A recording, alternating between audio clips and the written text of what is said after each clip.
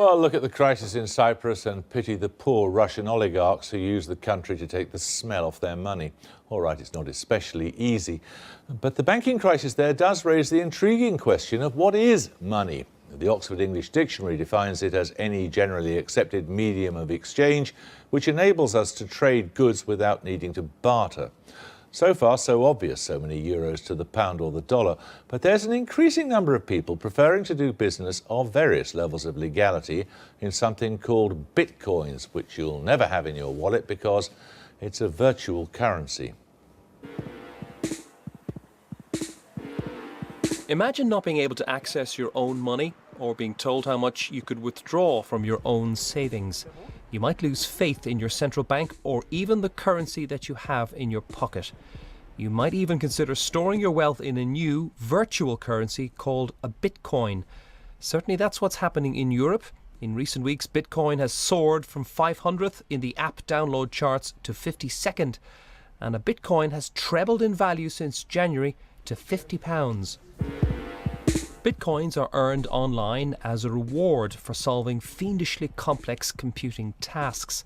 Initially, they were given away to people who helped set up the system. But now individuals can also buy them and store them in a virtual wallet. Unlike a normal currency, though, people bypass banks entirely and instead send Bitcoins to each other over the internet. Because Bitcoins are stateless, they cannot be taxed, frozen, or easily traced. So the advantages for some are clear. First of all, because I'm just sending a string of bits to you, it doesn't go through a bank. It doesn't cost anything. There's no fee. I just send you the bits and now they're yours and not mine. The second thing is the near anonymity, which through the use of appropriate technology you can make anonymous. And the third, I think, is the sort of sense that you're not playing by the man's rules. The key test of any currency is acceptability. Shops in years gone by used only accept pounds because they knew they could, in theory, swap it for its equivalent in gold at the Bank of England. Things have moved on quite a bit since then. We now have a virtual currency, Bitcoins, which has no link to either the Bank of England or to gold, but it's starting to ever so slightly make its way to the high street. So, for example, you can order a pizza online, pay for it in Bitcoins, and collect in person.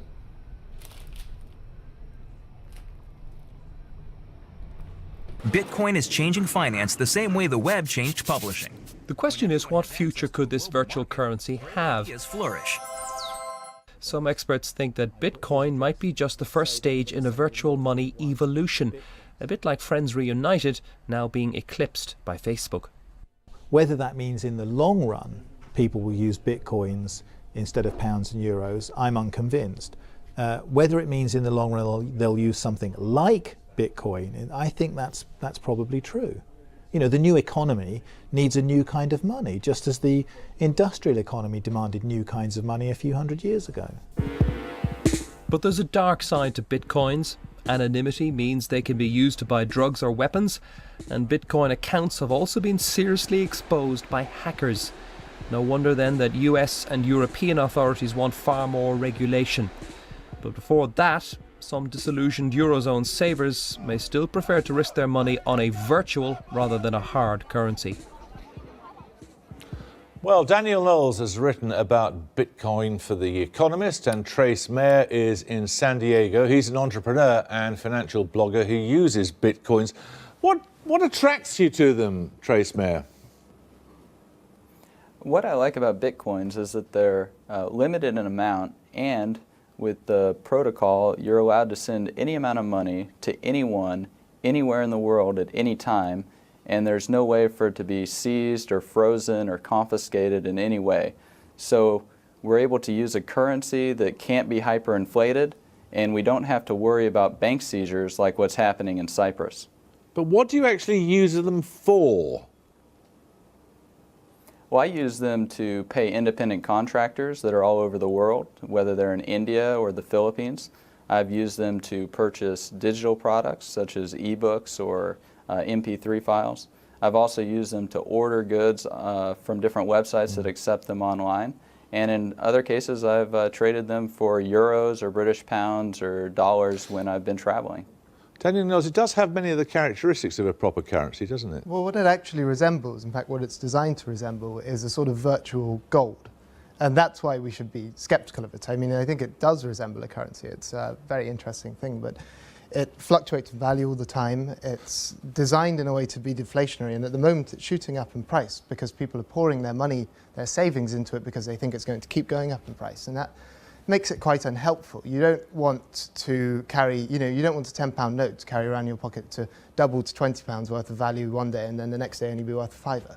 So it's unstable. It's interesting, but I think the gold comparison's interesting. We've kind of moved past using real gold as society, so whether we're going to move back to some virtual gold seems quite... Well, this is about what you want to use them for, isn't it? Yes, absolutely. The big issue for Bitcoin is whether people are using them as an investment or as a store of value somewhere to save their money, or whether they're using it to actually trade. For a currency to work, people have to be buying and selling things with it. And actually with Bitcoin, they are a little bit more. And so, but at the moment, you see that there are people flooding it in because they think it's the next big thing. And I think that could actually undermine it. You don't want that. Trace Mary, are you bothered by its fluctuation in value? Well, I've been around it for a long time. When I first started publicly recommending it as a blogger, it was around 25 cents US, which was about 10 pence. And now it's upwards around $80 US. And so I've seen a lot of ups and downs with Bitcoins, and I'm not really too worried about the fluctuations in price, because the price is actually irrelevant to the value it provides in being able to transfer value over distance or over the internet. So whether it's a nickel or whether it's $10,000 or $100,000 a coin, you're still able to transfer value from point A to point B anywhere in the world, all for little or no fees. And that's really the value that it adds. If people want to speculate on the price of it, just like they speculate on the price of dollars or euros or the price of gold, then so be it. But for me, it's mainly the value transfer utility that it adds that I'm most attracted to. Daniel Knowles, what potential problems are there, given that it is not a national currency and therefore is not at any point backed by a national treasury? Well, one thing that's quite interesting is that, well, for a start, the transferring thing is an interesting one in the sense that it does mean that there is no way to trace it, or it's very difficult to trace. It makes it quite a natural thing for money laundering. The difficulty, of course, is getting your money, your kind of the money that you want to launder into Bitcoins and then out again. But it's that kind of raises a security issue. People can use it to trade, to move money around countries. It has the issues, insofar as a currency, it has the issues that currencies like the gold standard have. And so if you wanted to adopt it on a much wider scale, you would have all of the problems that we used to have when we had the gold standard, when gold was our primary currency, which is that if you have well, you won't have this with Bitcoins, but if you had a load of gold flood the market, then you have inflation. If gold comes in value, you have deflation. So you have a sort of depression thing built into its use as a currency. So we're very far away from that. But if you wanted to adopt Bitcoin as a currency of a real economy, you would have real problems. But it's interesting that there are now institutions, Amazon, for example, effectively imitating Bitcoin.